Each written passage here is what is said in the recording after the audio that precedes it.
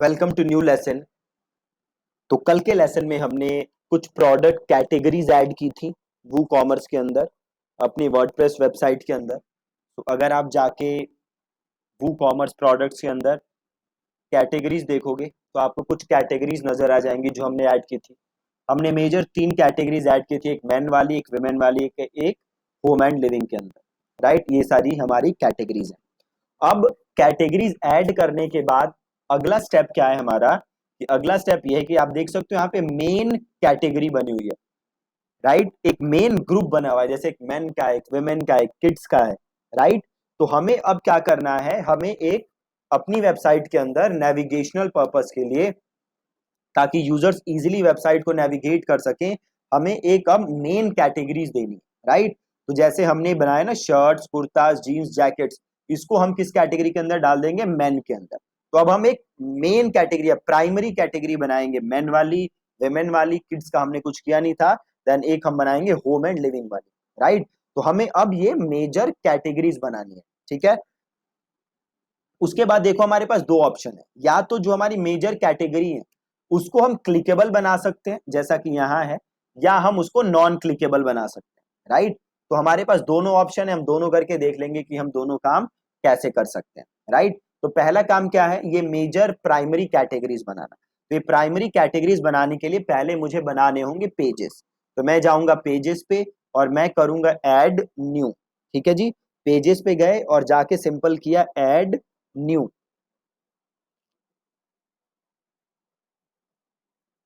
और यहां पे मैंने लिख दिया मेन, और इसको कर दिया मैंने पब्लिश। ठीक है, सिंपल। और देन मैंने किया अगेन ऐड न्यू,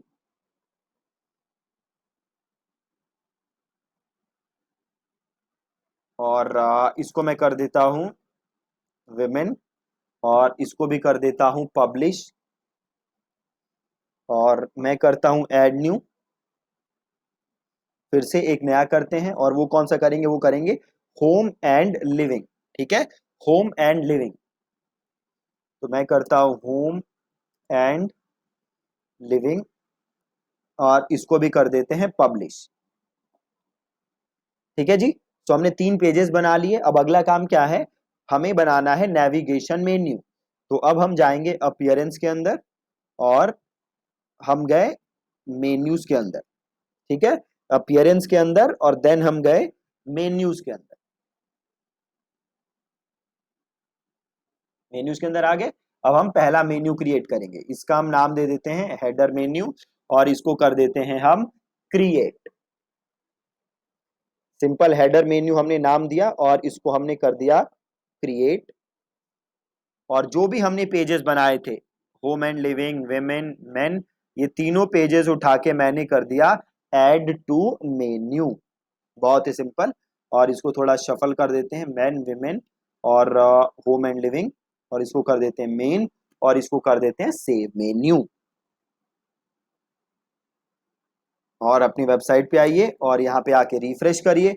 अब देखिए आ गया man, women, home and living, और ये कार्ट वाला बटन आ गया। अगर हम ऐड टू कार्ट, क्योंकि हमने अब वू कॉमर्स इंस्टॉल कर लिया है, ये ई कॉमर्स वेबसाइट बन चुकी है, तो ये कार्ट वाला ऑप्शन हमारी वेबसाइट के अंदर आ गया। राइट, अब अगला ऑप्शन क्या है, ऑप्शन नहीं, अगला काम क्या है हमारा, कि जो हमने कैटेगरीज बनाई थी, राइट, याद है आपको। अगर मैं यहाँ पे जाऊं वू कॉमर्स प्रोडक्ट्स के अंदर, और या मैं कैटेगरीज को अगर ओपन करूं, तो हमने अलग अलग टाइप की कैटेगरीज बनाई थी।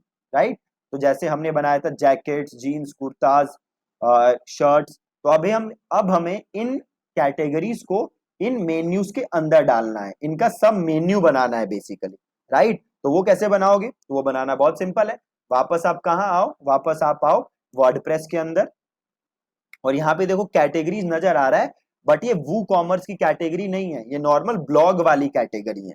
राइट, तो आपको क्या करना पड़ेगा, आपको थोड़ा ऊपर नेविगेट करो, और यहाँ पे ऑप्शन दिख रहा होगा स्क्रीन ऑप्शन। स्क्रीन ऑप्शन, तो स्क्रीन ऑप्शन को क्लिक करो, और देखो यहाँ पे ऑप्शन आ रहा है प्रोडक्ट कैटेगरीज, आ रहा है ना, प्रोडक्ट कैटेगरीज। तो इसको कर लो अनेबल, और टैग को अनेबल कर लो, और प्रोडक्ट टैग को भी अनेबल कर लो, है ना, इन तीनों को अनेबल कर दो। और अब देखो यहाँ पे आ गया होगा प्रोडक्ट कैटेगरीज। अब आओ प्रोडक्ट कैटेगरीज के अंदर, अब आ जाओ व्यू ऑल के अंदर। अब यहाँ से पहले मेन वाला कर देते हैं, शर्ट्स, जीन्स, जैकेट्स और फॉर्मल ट्राउजर्स, और ये चारों कर दो आप ऐड टू मेन्यू। अब ये जो फॉर्मल ट्राउजर्स थे ये उठा के कर दो इधर मेन के अंदर सब कैटेगरी, और जीन्स भी उसी के अंदर, नहीं जीन्स भी मेन के अंदर, और जैकेट्स भी मेन के अंदर, तो थोड़ा सा आगे कर दो, और शर्ट्स भी सबसे ऊपर कर देते हैं। ठीक है, तो ये हमारी बन गई। अब अगला आपको क्या करना है, अगला आप ये कर दो, और कुर्ताज एंड सूट्स, तो इसको ऐड टू मेन्यू करो, और इसको उठा के कर दो विमेन के अंदर, और आपका बचा बेडशीट और ये दोनों, और ये उठाया और इसको थोड़ा आगे इधर कर दिया, और एथनिक ड्रेसेस है इसको भी ऐड टू मेन्यू करो, और इसको उठा के भी आपने कर दिया विमेन के अंदर। बन गया जी, परफेक्ट। अब इसको कर दो यहाँ पे सेव मेन्यू, और अब आओ वेबसाइट पे और आके रिफ्रेश करो। आ गया, देखो मेन ये अंदर कैटेगरीज आ रही है, विमेन ये अंदर कैटेगरीज आ रही है, होम एंड लिविंग ये अंदर कैटेगरीज आ रही है, राइट, परफेक्ट है। अब ये हमारी सारी अंदर कैटेगरीज बन चुकी हैं। अब हमें क्या करना है, अब हमें नए प्रोडक्ट्स ऐड करने हैं, बट नए प्रोडक्ट्स ऐड करने से पहले दो तीन सेटिंग्स हैं जो आपको पहले करना पड़ेगा वू कॉमर्स के अंदर। वो सेटिंग्स क्या क्या हैं, तो देखो आप वू कॉमर्स के अंदर जाओगे तो यहाँ पे सेटिंग्स का ऑप्शन है ना, तो इस सेटिंग्स को क्लिक करो,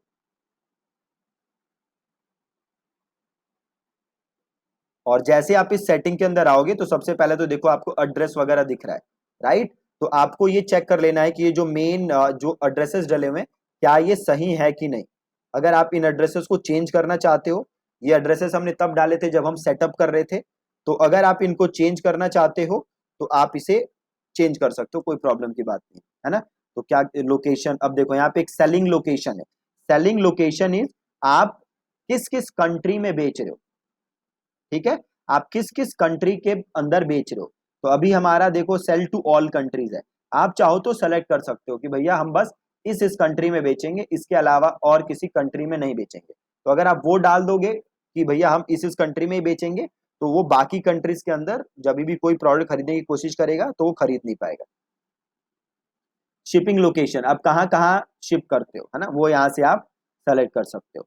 आ रहा है कस्टमर लोकेशन, जियो लोकेट मतलब उसका फैच कर लेगा ये डेटा कि वो कहाँ से कस्टमर ने रन किया है अपना वू कॉमर्स, या आपकी वेबसाइट पे कहाँ से लॉग इन हुआ है, तो वहां से वो जियो लोकेट कर लेगा उसको। करेंसी आपकी डली हुई है इंडियन रुपी जो भी है, आप यहाँ से देख सकते हो, और अगर आपको कुछ चेंज करना है तो आप चेंज करके सेव चेंजेस कर सकते हो।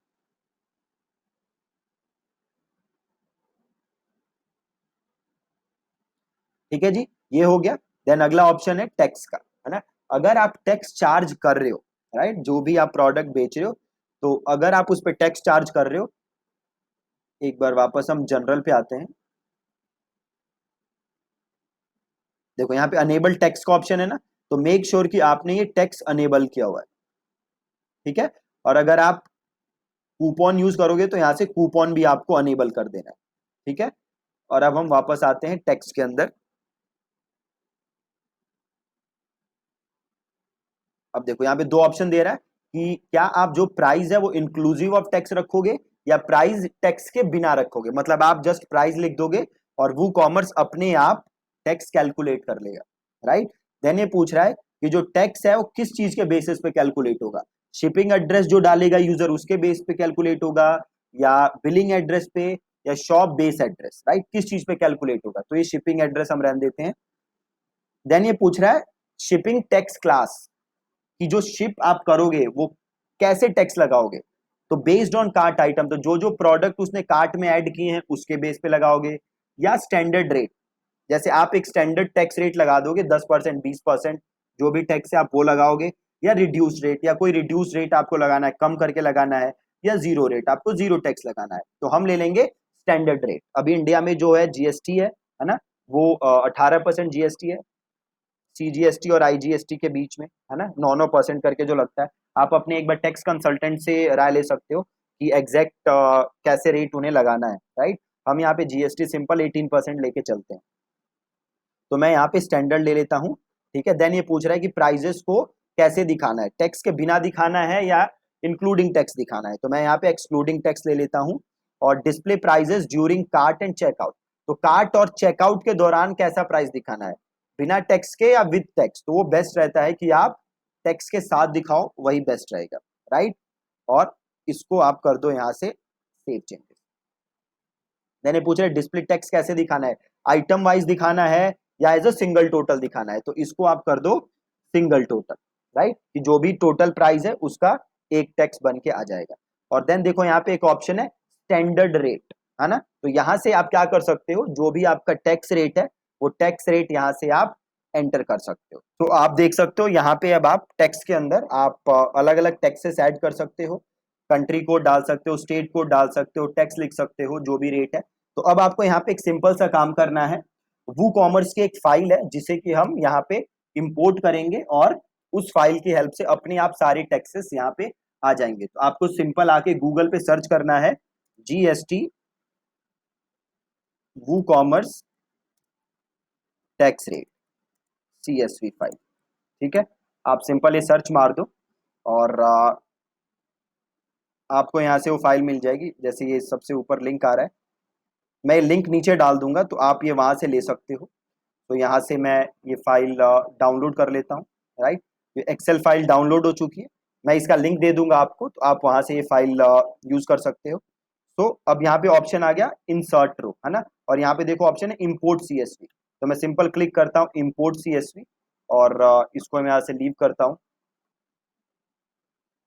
और ये कह रहा है फाइल चूज करने के लिए, तो मैं यहाँ से फाइल चूज करता हूँ और मैं सिंपल जाता हूँ डाउनलोड के अंदर और यहाँ से मैं ये यहाँ पे डाल देता हूँ सिंपल, और अपलोड फाइल एंड इंपोर्ट, ठीक है। आ गया यहाँ पे आके देख लो व्यू टैक्स रेट, ठीक है जी।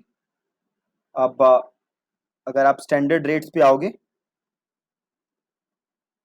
तो देखो यहाँ पे आ रहा है, और ये जो कंपाउंड है इसको आपको अनचेक कर देना है, राइट। इसको आपको चेक नहीं रखना, इसको आपको अनचेक कर देना है और आपको नीचे आना है और आपको सिंपल कर देना है सेव चेंजेस, राइट। अब यहाँ देखो आप अलग अलग GST रेट लिखे हुए हैं, 12%, 6%, है ना। स्टेट कोड वाइज रेट लिखे हुए हैं। तो अगर रेट चेंज करना है, अगर रेट है 18%, तो आप यहाँ पे इस रेट को चेंज करके 18 कर सकते हो, है ना। अभी यहाँ पे 12 लिखा हुआ है, तो ये रेट्स को आप अपने हिसाब से चेंज कर सकते हो। अगर आपको 18 करना है तो आप इसको 18 कर दो, राइट। तो आप यहाँ से सिंपल जाके रेट्स यहाँ से चेंज कर सकते हो और यहाँ से आप इसको कर दो सेव चेंजेस। एक बार आप अपने टैक्स कंसल्टेंट से राय ले लेना कि क्या टैक्स रेट्स हैं जो भी आप प्रोडक्ट बेच रहे हो। और ये जो फाइल है इसका लिंक मैं इसी वीडियो के नीचे डाल दूंगा, तो आप वहां से इस फाइल को डाउनलोड कर सकते हो। और ये हमारे टैक्स के रेट हमने सारे यहाँ पे डाल दिए, राइट। तो बहुत ही सिंपल था, इसको कैंसिल करते हैं, पहले इसको एक बार सेव कर लेते हैं। सेव हो चुका है,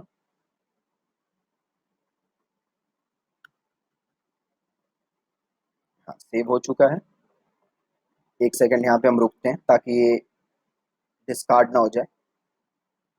नॉट श्योर, ये बार बार एक बार इसको लीव ही करके देखते हैं क्या होता है। अगर हट गया तो हमें दोबारा डालना पड़ेगा। तो एक बार वापस जाते हैं टेक्स्ट के अंदर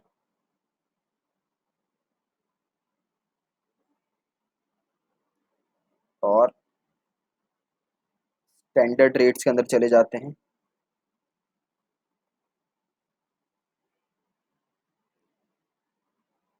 हाँ ये रेट यहाँ से चेंज नहीं हुए थे, ठीक है। तो आप वहां से अगेन रेट्स को चेंज कर सकते हो, ठीक है जी। ये स्टेट वाइज कोड है, एक बार आप अपने CA से जरूर कंसल्ट कर लेना, उनसे पूछ लेना कि टैक्सेस कैसे लगाने हैं, राइट। अगर ये 18% है तो आप सारे रेट्स यहाँ से चेंज कर सकते हो, ठीक है। तो सिंपल आज के लेसन में हमने और कुछ मेन्यू बनाए अपने, और हमने जो भी टैक्स की सेटिंग थी वो सेटिंग की है।